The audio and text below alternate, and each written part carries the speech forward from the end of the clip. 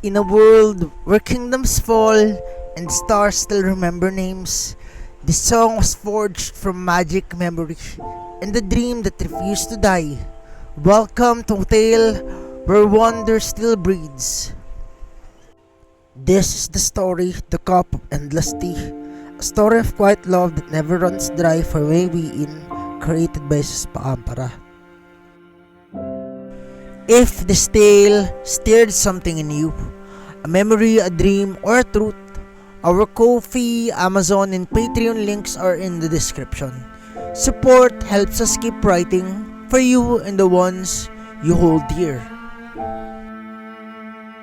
The kitchen was too quiet without his footsteps. Somewhere between 11:47 p.m. and 12:03, the silence began to feel wrong, like a note left hanging on the song, like an inhale that forgot to exhale. Yongsun was the first to notice.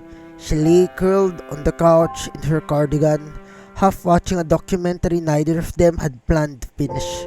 Her eyes fluttered open to an empty hallway, no jingling keys, no familiar sigh, no "I'm home" murmured into her hair. She reached for her phone, thumb trembling just slightly. "Yong, where are you, love? The tea's cold and I miss your tired face." Byul, sitting on the floor with her sketch pad balanced on one knee, glanced up at the message lighting Yongsun's screen. Her brows furrowed. And Jess was usually late but never unannounced. "Byul, yo, Mapo did not kidnap you, right? Do I need to fight your boss or something?" Wheein didn't say anything at first. She was already in the kitchen barefoot, eyes flicking toward the window every few minutes as if the wind might carry a hint of him home. Her tea had gone cold an hour ago. She typed slowly, deleting and retyping twice before sending it. "We, just to let us know that you're okay even if you're just walking slow. I don't like guessing with people I love." No reply, just the steady hum of the fridge and the sigh of curtains shifting in the open window. Then, a vibration. "Jess, sorry loves. Just finishing something at the bus stop. Be home soon and don't sleep yet." Yongsun hugged her knees. Bill muttered something about punching the bus for taking too long, and Wheein just smiled. That kind of smile that hurt because it meant she'd been worried for more than she let on. And so, they waited. Not because they missed him, but because some nights felt incomplete until all hearts are home. And there are stories to pour and tea to pass, and love to steep again in the cup that never empties. It was always around 2 a.m. when the world softened just enough to feel like it might understand her. Not forgive and not heal, but understand. And Wheein liked that hour best. When the house was neither quiet nor loud, when dreams clung to the corners of curtains, and the air smelled like chamomile, old wood, and faint regrets. The wind slipped through the slightly cracked kitchen window, brushing her cheeks like a long-lost friend who didn't know how to stay and say hello anymore. The dim yellow stove cast light, elliptical shadows over the tiles, catching on the worn edges of the oak table where Jess already sat, one hand wrapped around a familiar cup. Wheein entered like memory, slow, soft, and sincere. He looked up and without speaking, slid the cup toward her. The porcelain was thin and weathered, etched with a band of hand-painted wisteria, almost faded now from years of being passed between them, as often as burdens, as often as blessings. The cup that never emptied, though none of them ever asked why. It simply was and it simply stayed. Wheein sat down and cradled it in her palms. Her voice was a breath. She said, still warm.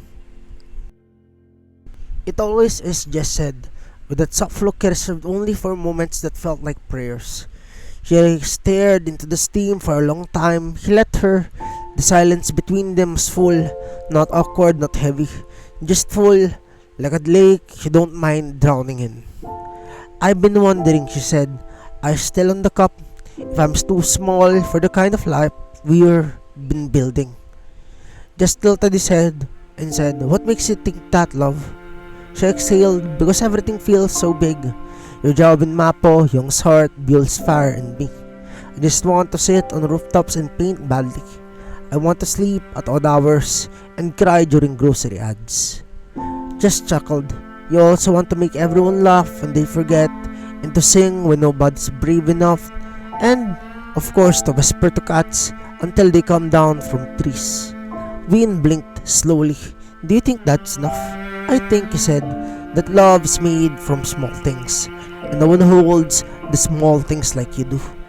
She smiled tired but thankful and took a sip. Lemon and something herbal, maybe lavender, maybe lullaby. I remember when we found this cup, she murmured, that rainy there in a day. Just closed his eyes. You mean the day we almost died from laughter and steam buns? The memory unfolded in the kitchen like a lantern lighting from within. Rain had chased them like a game. They darted through alleys, jackets half off, shoelaces undone, soaked to the bone and bursting with joy they hadn't named yet.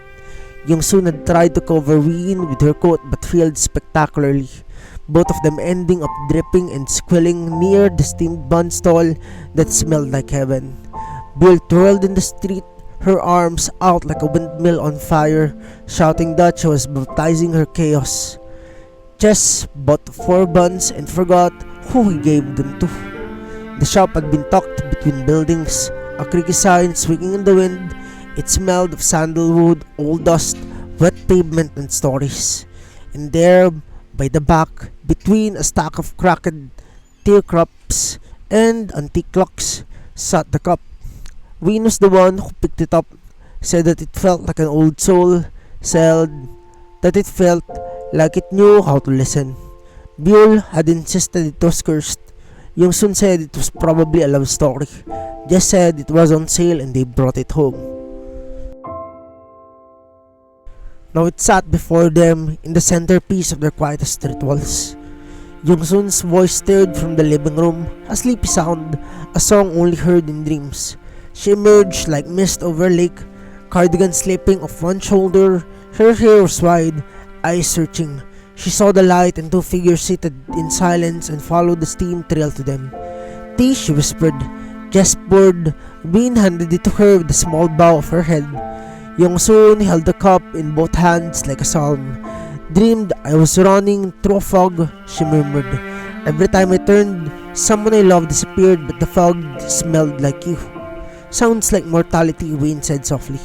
Almost too softly. Or a verse we haven't written yet, Jess added. They were joined soon after by Byul, groggy and growling, as usual, dragging her feet like a bear out of hibernation. She plopped into the chair beside Yongsun and blinked at the teacup. Are we just never gonna talk about how this cup's clearly magic, she asked. Wheein grinned and said, You said it was cursed. Same thing, Byul added. Jess laughed. Yongsun hummed something faint, maybe an old lullaby, maybe something from a throat song. Byul took the cup and sipped it with dramatic flourish. You ever think tea is like music? Byul started, her eyes still half closed. Each blend is like a genre. Jasmine's your Sunday, morning R&B. Ginseng is your indie ballad that hurts too good. Chamomile is lullaby jazz. And this she sniffed dramatically. This is whatever Wheein's weird soul listens to when she's painting frogs at 3 a.m. Wheein leaned against Jess smiling. The frogs asked for KR&P. Byul raised her mug to the frogs. The laughter came soft like candlelight. Jess looked at the teacup as it passed from one to another.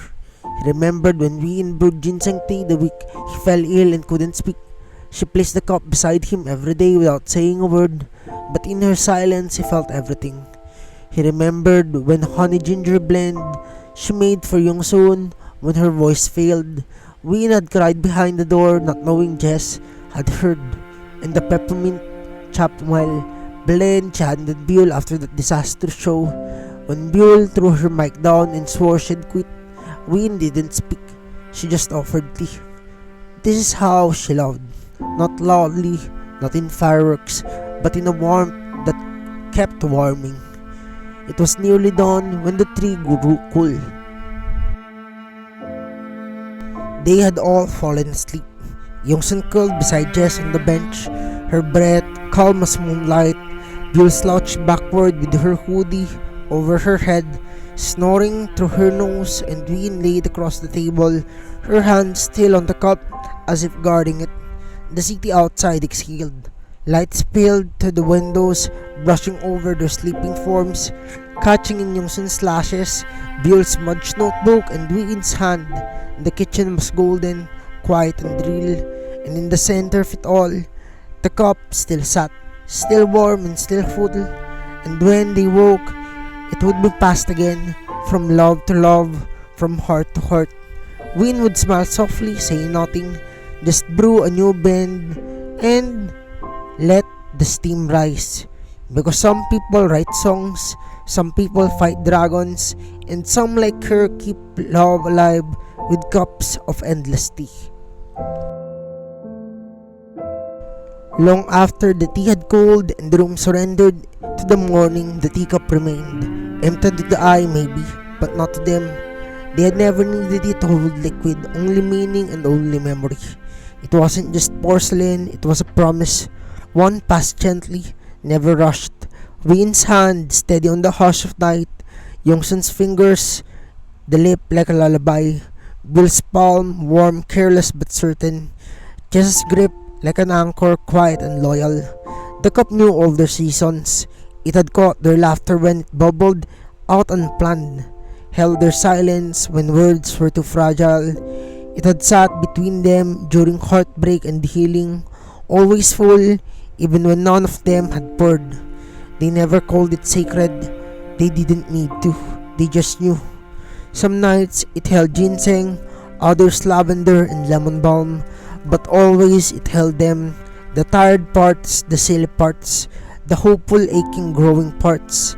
And maybe that's what made it endless. And it was not magic, but memory. In the way four lives made space for each other in a single cup. So they left it there on the table, sunlight slipping through the blinds, dancing in the steam of the next blend they would share. They would feel it again, tomorrow or the next night or the next. Whenever hearts needed warmth, whenever someone said, "I'll make tea," and the others just nodded, already gathering in that room they had built together.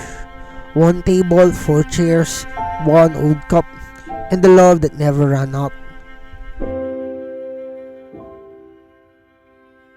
I create these stories, poems and little worlds each day for my beloved Wheein. If they bring you comfort or a smile too, please give it a like, share it with someone who needs it, and subscribe to join us on this little journey.